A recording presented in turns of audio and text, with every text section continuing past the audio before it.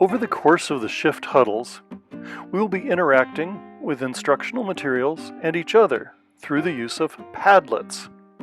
If you haven't yet done so, go to Padlet.com and create an account.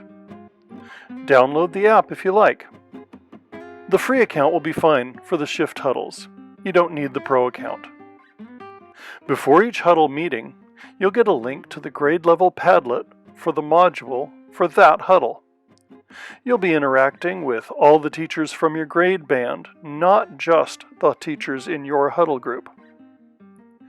Each module will be different, but there'll probably be one question asking you to reflect on the module, maybe another asking you what you're willing to commit to try in the near future. There may also be articles, videos, or podcasts for you to explore. Notice the topics are arranged in columns. This is the shelf option in Padlet, where an idea is pinned to the top of the column and responses are added below. Click on the plus to add a comment, but if you don't see your name, then you're not logged in.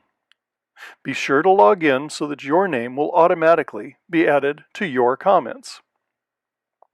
Notice the written text comment is at the top, but there are options to upload a file, provide a link, do a Google search, or take a photo with your camera. In the three dots, there are even more options, including film, which is a video recording, voice, which is an audio comment, or screen, which is a screen recording. Of course, there are other options too. If you don't see all these options, you may be using an unsupported browser like Safari. Chrome supports all the options, as would the Padlet app.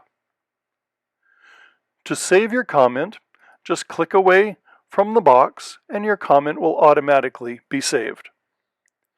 Feel free to read and comment on other people's comments as well. If the plus sign doesn't appear at the bottom of a column, it may mean that the Padlet was not set up as a shelf, in which case the pink Add button will be in the lower right-hand corner of your screen.